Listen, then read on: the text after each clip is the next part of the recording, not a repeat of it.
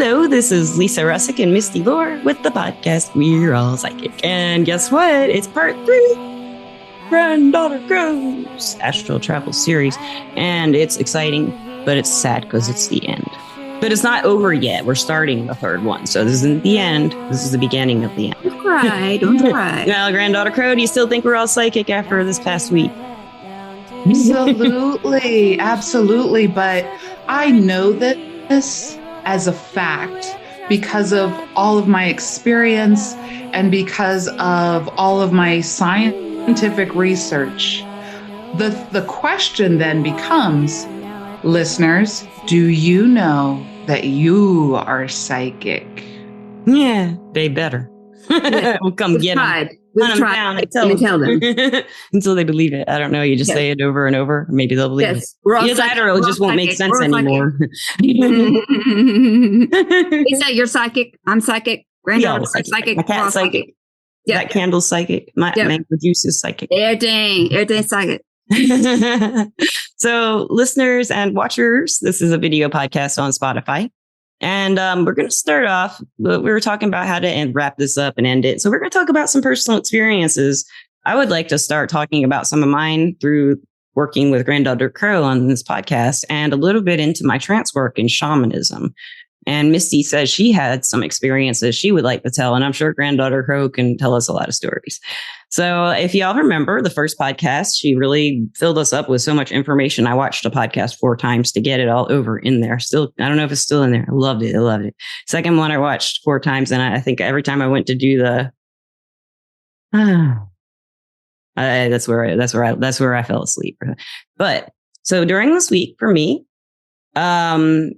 I was telling them about this earlier before the podcast. So after that second podcast at part 2 of the Astral Travel series, I was practicing where she taught us to put our hands together and to get into that. Was it the alpha wavelength or the beta? The alpha? I get from beta to alpha, and then the next one is theta, and then delta, you're dead asleep. Yeah. Okay, so I was, listeners and watchers, I was in bed and I was doing this and I was focusing, and I did feel that alpha wave feeling come over me. And then I do think I slipped into the theta because it was very similar to when you fade out into a dream, but you're remembering it. Like, I know I'm falling asleep. I know I'm having this dream. But what I saw was a kind of like a sunset gold walls in this hallway, and the ceiling was painted that same color. I think the carpet was red. And then there was like a yellow gold door, ornate door.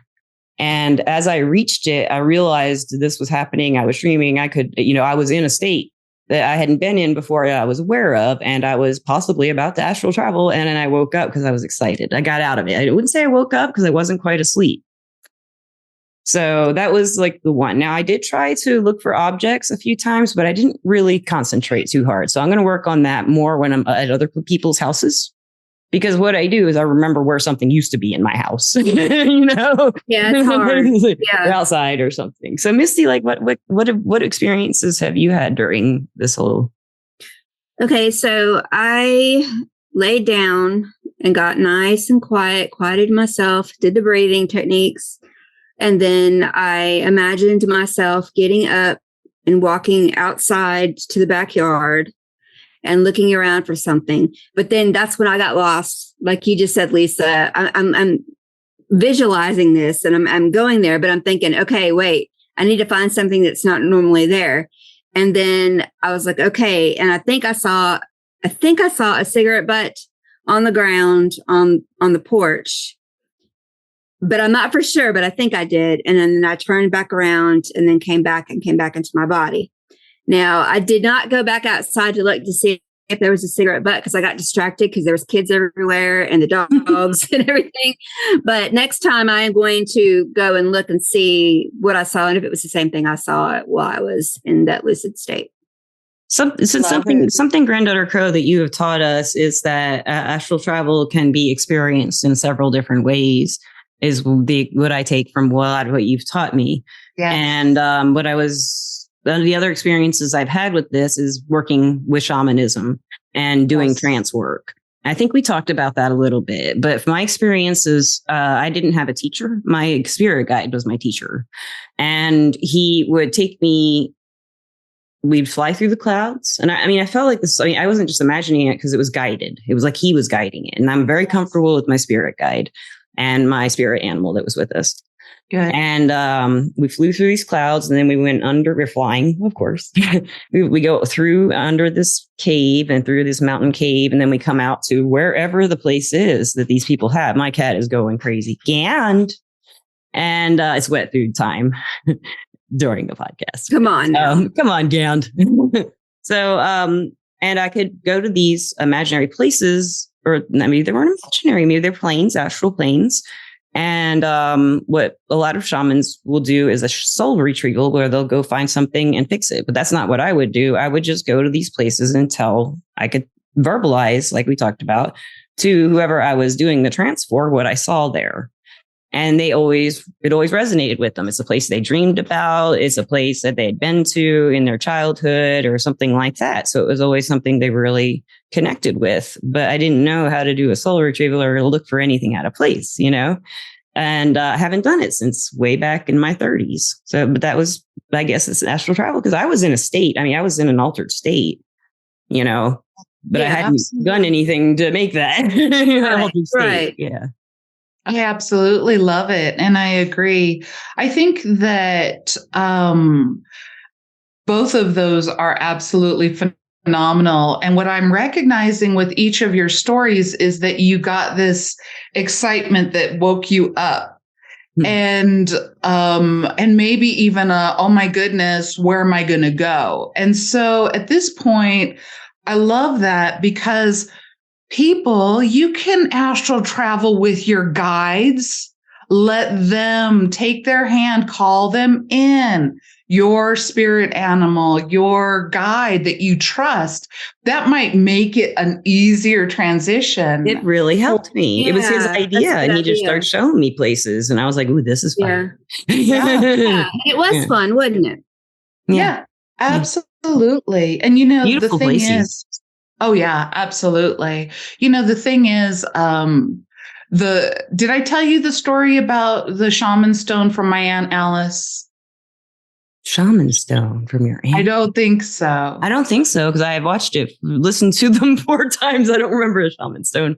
I love a shaman stone. in short, I was doing what you two are describing and still not being able to convince my complete psyche that this is a place and I am going somewhere. Yeah. So, and it's real. So I was like, oh, this is wonderful. Oh, this is great. Oh, I am growing, developing emotionally. I understand more about my psyche. I understand about how to approach the world. And what happened was I listened to the drum beat on a CD, and I went to the place I usually do. I walked into a hogan, which is a Navajo dwelling place, and I saw my Shanella and I saw my Aunt Alice, who is a high priestess of the peyote way. She is on, both of them are on the other side, but they were there and we connected and we had conversations. And it was interesting because my Shanella, my grandmother, would talk to me in Navajo. She would not speak English to me. So I'd have to remember what she says and write it down and get it translated because I'm not fluent.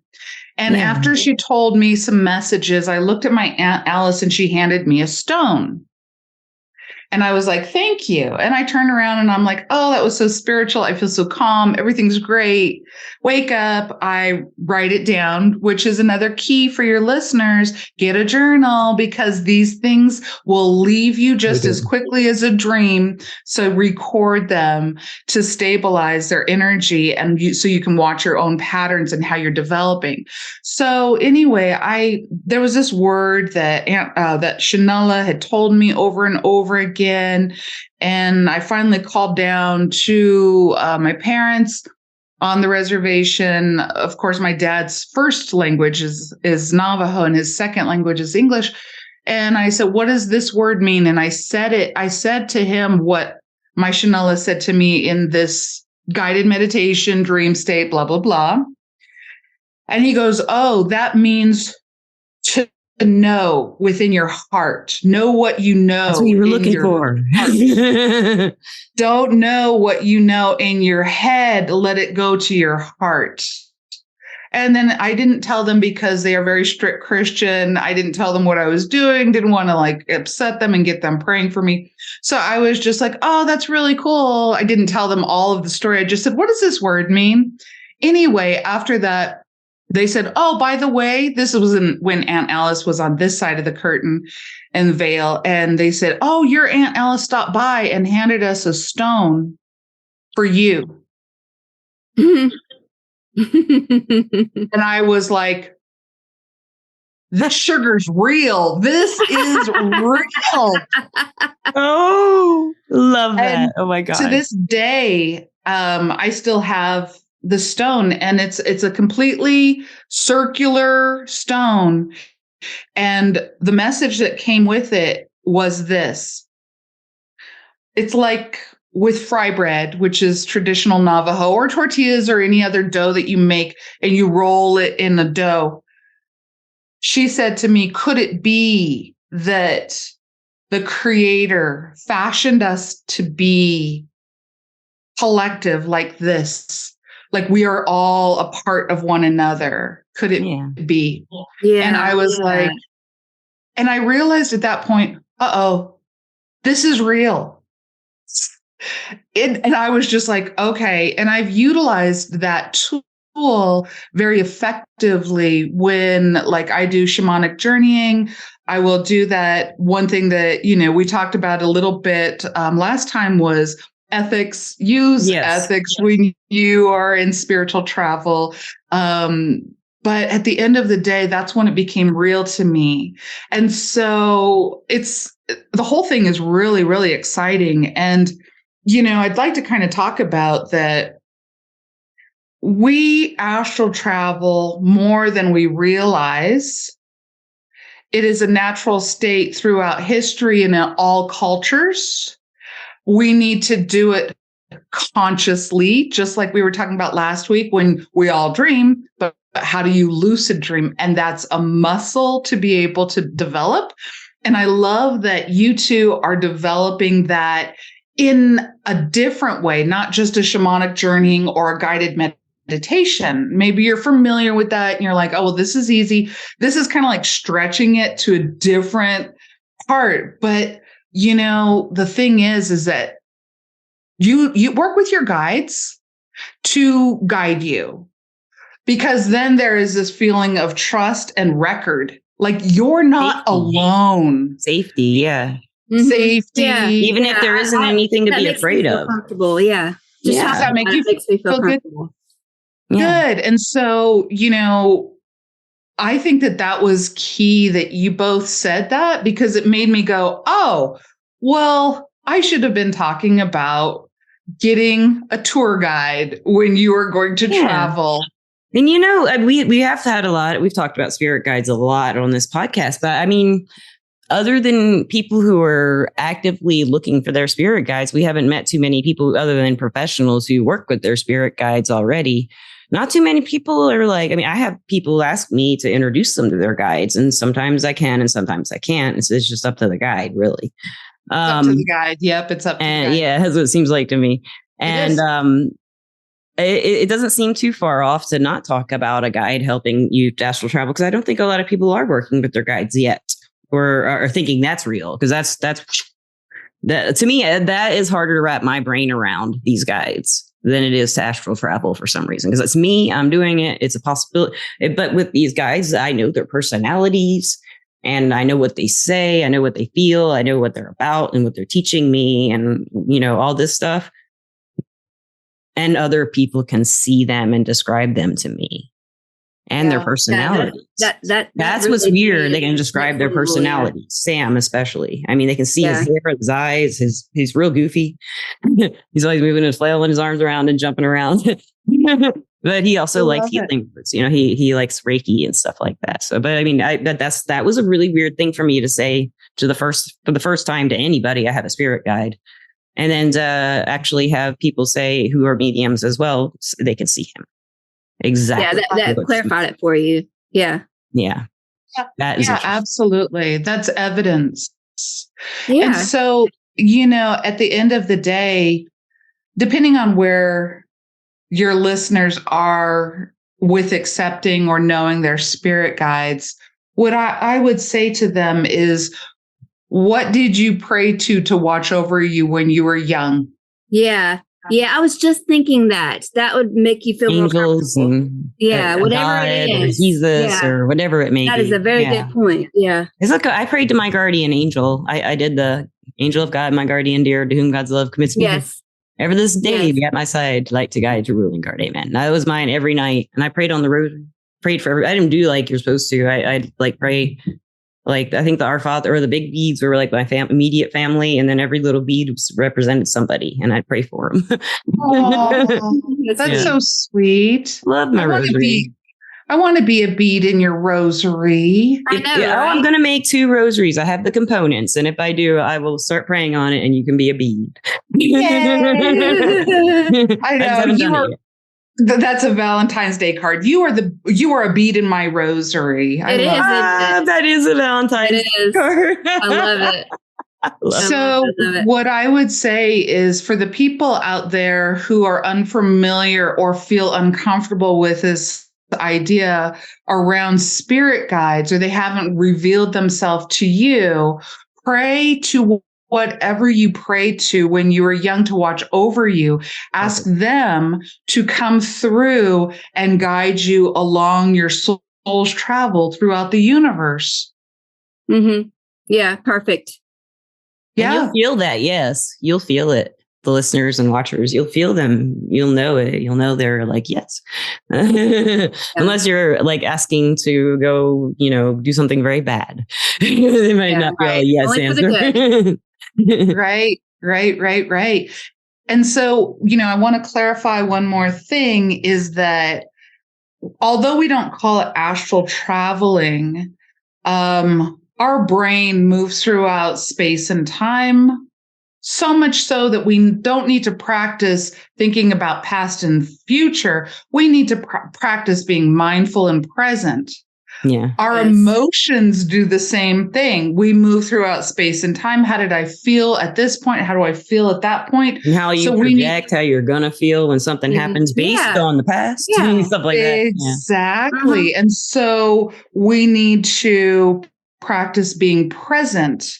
And so it is, and our body stays pretty, much in this physical realm. But when we, our 4 bodies of existence, the physical and the emotional and the mental and spiritual, if the mental can travel and we need to exercise it to come back, and the emotions can travel and we need to exercise it to come back, so it is that maybe it's about learning how to come back into embodiment mentally and emotionally prior to astral traveling. So it's kind of like that. And so I would love to do the breath work again, and this time to show us how to come within prior to going without. Okay. So that you are intact. And I'll also add in the divine as it reveals itself to you, to include spirit guides. So everybody, if you're in a car, watch this later. If you can find a beautiful space, I am just going to declare this space, sacred time. I'm going to set my ego to the outside so I can be a clear conduit for you and the divine as it reveals itself to you, to provide you with the next awakening that you and your spirit and the divine wish you to have. So with that, place your fingertips together, thumb to thumb, pinky to pinky, and everything in between. And now we're going to take a deep breath in through the nose. Hold that breath within our body and exhale through the mouth. Continue to do that in your own pace. Know that you are in sacred space and a sacred time. You are protected by the divine as it reveals itself to you, which means that when you inhale, you are inhaling sacred space and sacred time. As you hold that within your body, you're holding that sacredness. And as you exhale, you are relaxing and releasing any tension, etc. One more.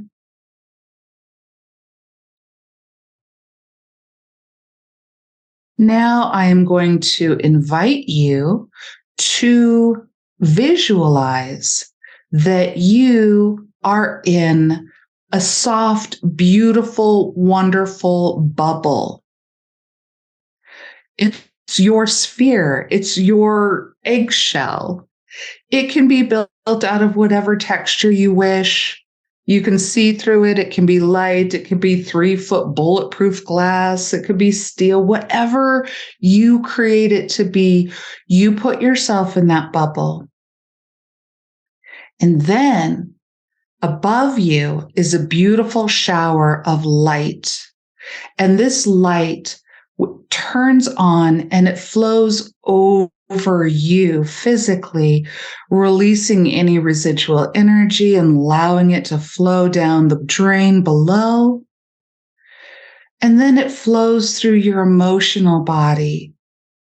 And it just loves you and brings you peace and happiness. And it flows through your emotional body and it releases any residual energy that's not yours. And it goes down the drain. And then this light, shower of light, and the light could be whatever color you can imagine, flows through your mind and your mental body, relaxing, taking away any thoughts that are just distracting, and rinsing away any residual energy down the drain. And then once again, your spiritual body, just rinsing through and refreshing you, releasing any residual energy, and it flows down the drain. Then the shower of light turns off, and you visualize, I invite you to visualize a little control panel right in front of you in your little bubble. And there are all sorts of knobs and everything. There is a knob that says other people's energy. I want you to turn that one down. Then there's a knob that says my authentic energy. I want you to turn that all the way up. And then there is one that says the divine as it reveals itself to me, whatever that be, whether it's an angel, a shaman, Jesus, Christ consciousness, whatever that is, turn that up as much as you wish. And feel what you feel like in this. And this is a good place to start. And then you can go on your journey, guided and protected. And so now I'm going to gently remind you to come back into this room. Feel your fingers, wiggle your toes.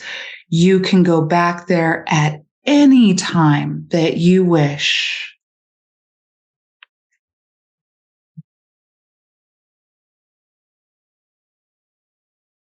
I didn't want to go back. That's what I said last time. Same time, same. That's what I said. I said, well, you could go back. So I felt the people who didn't want to come back. And I'm like, oh, this isn't a one-time journey. This is your space. So I would love to hear feedback. Misty, what did you experience in that? And then we'll go to Lisa. My experience, I was in a bubble, but it was kind of gooey and fun. Like I could pop it and it wouldn't pop kind of bubble. And then when it started out showering with just like blue and white rain, And then all of a sudden I turned the color on, and there was just balls and balls of color everywhere, just going down from head to toe. And then I saw myself kind of changing. And then when you said, would you experience, whoever you want to feel safe with? I had my guardian angel come up and wrap its arms around my bubble. And that's when I was like, I don't want to leave now. And then that's when I came back. I love it was very relaxing. And Good. I felt very, very safe. Yeah, that's what we need to do, is we need to feel safe prior to consciously astral traveling. Lisa, what was your experience like? Well, Gandalf, my cat, I told you earlier, he wants wet food. He didn't meow the whole time I was doing that, but he's been meowing constantly the whole podcast. But anyway, I sunk into that like pretty much relaxed state, like the alpha state. And then when the bubble was really like a little bubble, like a kid's bubble, but like Misty's, it was like I could put my hand through it and it wouldn't break. Yeah. It's like, and then I imagined myself sitting on top of one of those wands and the bubble was around me and I'm in the wand. Yeah. And then when you said the light was raining down, showering down, I imagined like kind of like gold flecks of light, like butterflies and fireflies, like little sparks, like fairies, kind of like zooming all around and clearing out the physical and the mental and the emotional. I don't think you said physical. Maybe you did. I remember doing the emotional and the physical, but when it was the emotional, it turned to like a blue. But at that same time, I saw in front of me like this wilderness, like this ice, snowy wilderness. And it reminded me of the very first or the second or whatever first book in Narnia, where they get to the lamppost. And then you said, and there's a box there. And I was like, I turned that. I was like, there was a little box console. And I started turning all those things. But I was in these woods, in this forest that was completely iced over. And I wanted to go down that trail. I really did. But and then I didn't. I didn't go down the trail. I was just kind of like, wow, this is really weird, because it definitely reminded me of that Narnia scene, in the book where the lamp and the witch in the wardrobe. Yeah, that one. Yeah. And so, you probably didn't go down the path, and more would have happened with Misty and her guardian angel if I wouldn't have pulled you out. But since we're on a podcast, I can't really keep going. Oh, and speaking of Misty's angels, I did smell angels. I can smell angels. You probably can too, but like it smells like a Catholic church usually smells when there's angels in it. They just has a specific smell, and I smelled them when you brought your angel came, Misty, because I started. Oh, that's so angels. cool! Yeah, I love that.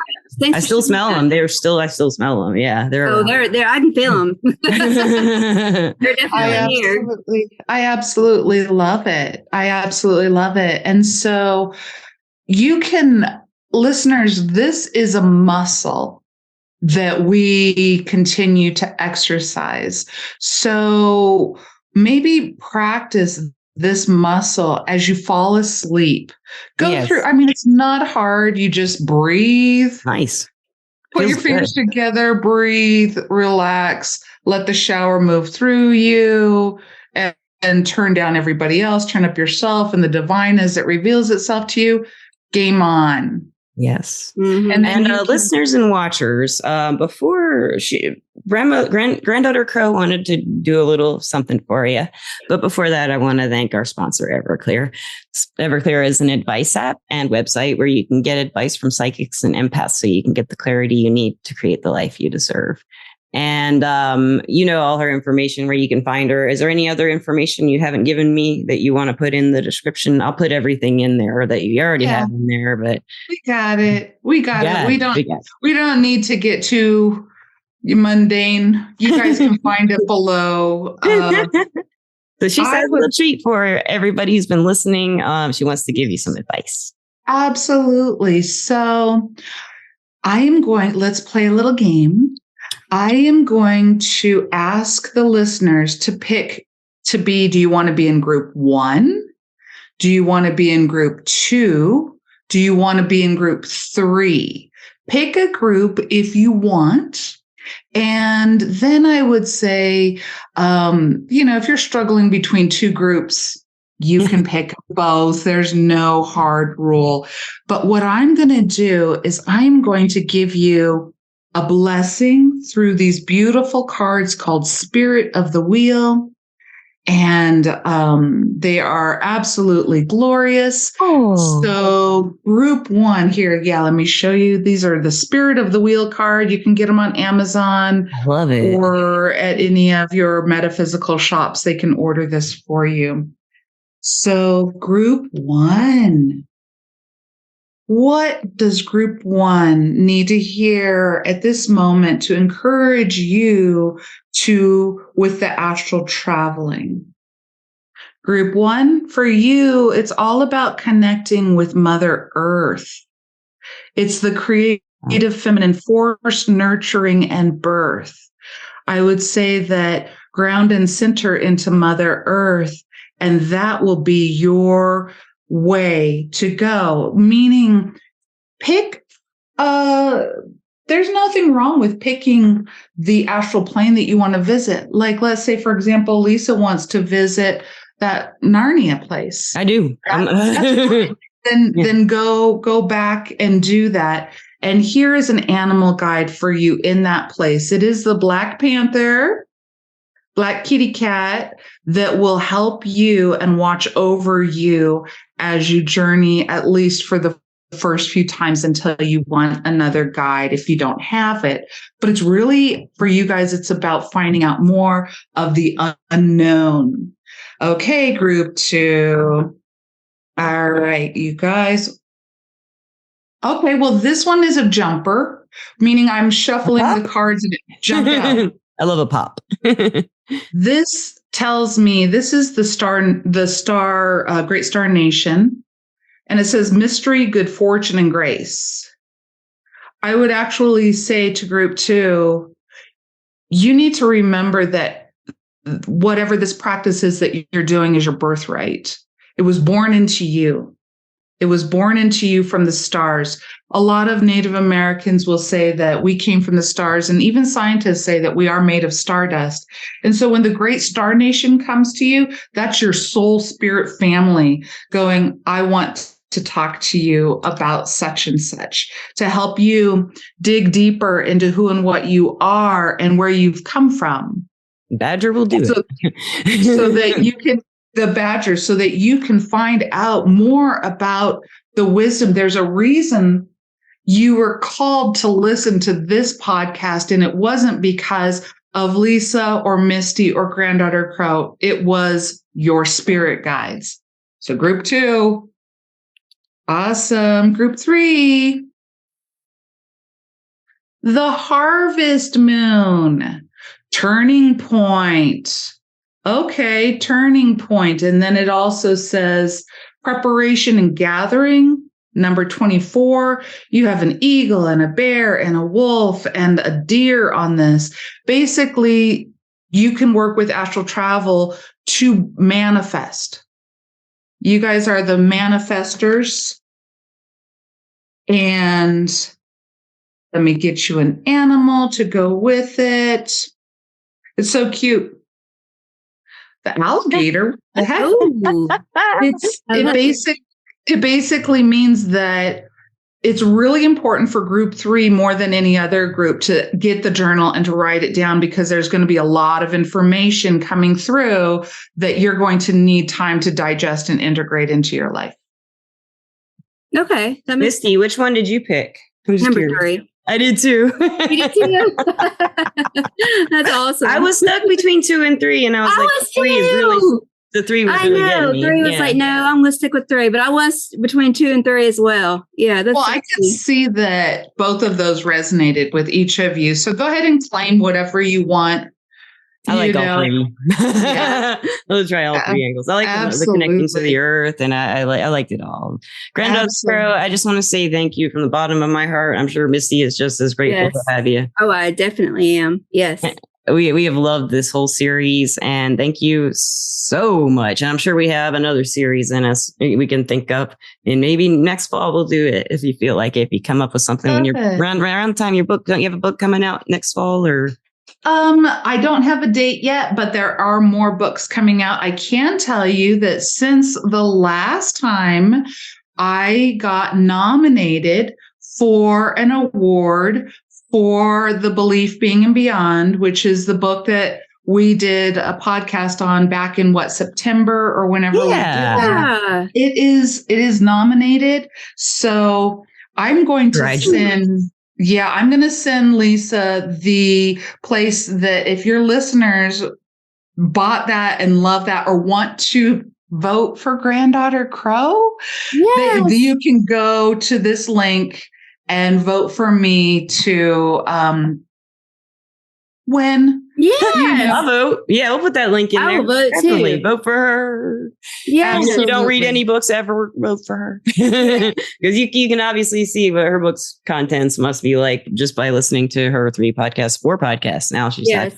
Yes. And anytime, write us, let us know. And listeners, we love you. Yes, and we respect you sometimes. Always. We always respect you and we miss you. And like, we just think you're the best. We don't have much coming up right now. As far as the classes, we haven't been able to get that going because sicknesses. And so we're just going to put that off for now. Granddaughter Crow, we did have some classes planned, but a lot of stuff happened, not just our sicknesses, but my dad fell and all this stuff happened. My aunt died. So we're just going to put it off for a little bit longer, everybody. And I'm going to work on astral traveling and manifesting that way. That's something I got to figure out. Me too. And thank you very much. And peace out. Bye. Frankie says bye. Don't you, Frankie?